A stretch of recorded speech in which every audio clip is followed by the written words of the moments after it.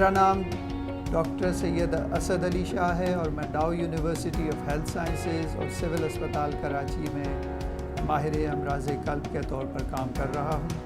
Blood pressure کو ایک خاموش قاتل کہا جاتا ہے۔ اس کی وجہ یہ ہے کہ بلڈ پریشر کے مریض عموماً انتہائی پیچیدگی کی صورت میں اسپتال کی ایمرجنسی میں پہنچائے جاتے ہیں، اور ان پیچیدگیوں میں سر فہرست فالج، ہارٹ اٹیک اور خصوصاً حاملہ خواتین بلڈ پریشر کی زیادتی کے باعث اسپتال کی ایمرجنسی میں جب پہنچتی ہیں تو ماں اور بچے دونوں کی صحت کو خطرہ ہوتا ہے۔ بلڈ پریشر کا جاننا ہر شخص کے لیے ضروری ہے، اور اگر بلڈ پریشر زیادہ ہو تو پھر اپنے معالج کے مشورے کے مطابق دوا بھی استعمال کرے اور احتیاطی تدابیر بھی اختیار کرے۔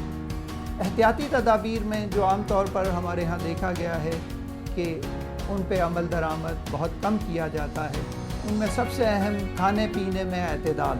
کھانے پینے میں بے اعتدالی کی وجہ سے بلڈ پریشر زیادہ ہو سکتا ہے، خاص طور پر مرغن کھانے، بے وقت کا کھانا اور کھانے میں نمک کا زیادہ استعمال کرنا، چکناہٹ کا زیادہ استعمال کرنا، یہ بلڈ پریشر کی زیادتی کا باعث بنتا ہے۔ اور خصوصاً ہمارے ہاں دیکھا گیا ہے کہ ورزش عام طور پر لوگوں کا معمول نہیں رہا۔ ورزش کا باقاعدگی سے ہونا صحت کے لیے بہت ضروری ہے۔ بہت سارے لوگ اپنے بلڈ پریشر کو جانچنے کے باوجود، بلڈ پریشر کا پتہ ہونے کے باوجود دوائیں استعمال نہیں کرتے۔ دواؤں کا استعمال نہ ہونا انتہائی پیچیدہ صورتحال کا باعث بن سکتا ہے۔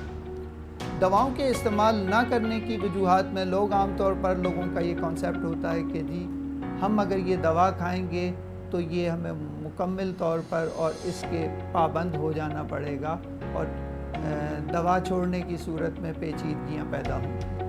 حالانکہ ایسا نہیں ہے۔ بلڈ پریشر کی دوائیاں باقاعدگی کے ساتھ استعمال کرنے سے پیچیدگیوں سے بچا جا سکتا ہے۔ عام طور پر 18 سال یا اس سے زائد عمر کے لوگوں میں بلڈ پریشر اگر 140 اور 90 سے زیادہ رہتا ہے تو ایسے مریضوں کو دوبارہ اپنا بلڈ پریشر وقتاً فوقتاً جانچتے رہنا چاہیے، اور بلڈ پریشر تشخیص ہو جانے کے بعد وہ احتیاطی تدابیر پر بھی عمل کریں اور اپنے معالج کے مشورے کے مطابق دوائیں بھی استعمال کریں۔ دواؤں کے استعمال سے پہلے بعض اوقات آپ کا معالج آپ کو کچھ ٹیسٹ بھی تجویز کرتا ہے، تو وہ ٹیسٹ کروانا بھی ضروری ہے۔ 5% بلڈ پریشر کے مریضوں میں وجوہات معلوم ہو سکتی ہیں، جبکہ 95% بلڈ پریشر کی کوئی خاص وجہ دریافت نہیں ہوتی۔ تو اس لیے بلڈ پریشر اگر نوجوانوں میں یا کم عمر میں اگر بلڈ پریشر ہوتا ہے تو اس کے لیے عام طور پر وجوہات کا جاننا ضروری ہے، اور ان میں کوئی نہ کوئی وجہ سامنے آتی ہے۔ لیکن 95% لوگ بلڈ پریشر کی وجہ جانے بغیر ہی ان کو دواؤں کا استعمال کرنا پڑتا ہے۔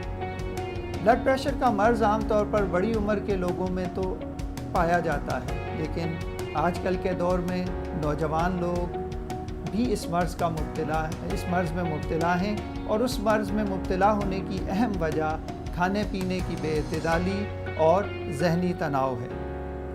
جہاں تک بلڈ پریشر کی دواؤں کا تعلق ہے، دوائیں معالج کے مشورے سے کھانی چاہیے۔ عام طور پر یہ کنسیپٹ ہوتا ہے کہ میڈیکل اسٹور سے لے کے دوا کھا لی جائے اور چند دن کھا کے دوا چھوڑ بھی دی جاتی ہے، جبکہ ایسا نہیں ہے۔ بلڈ پریشر اگر ایک دفعہ ہوتا ہے تو بلڈ پریشر کی دوا تا حیات کھانی پڑتی ہے تاکہ اس سے ہونے والی پیچیدگیوں سے بچا جا سکے۔ دواؤں کا باقاعدگی سے استعمال ضروری ہے، اور دواؤں کی کچھ سائیڈ ایفیکٹس ہوتے ہیں، لیکن آپ کا معالج آپ کے لیے جو دوا تجویز کرتا ہے وہ عام طور پر ساری چیزوں کو مد نظر رکھ کے تجویز کی جاتی ہے۔ پاکستان میں بلڈ پریشر کی وجہ سے ہونے والی پیچیدگیوں میں دن بدن اضافہ ہوتا چلا جا رہا ہے، اور اس کو کم کرنے کے لیے اور اس کا مؤثر طریقے سے تدارک کرنے کے لیے ہم سب کو مل کر اس میں کام کرنا پڑے گا، جس میں خصوصاً نوجوانوں سے میری یہ گزارش ہے کہ وہ وقتاً فوقتاً اپنا بلڈ پریشر چیک کروائیں۔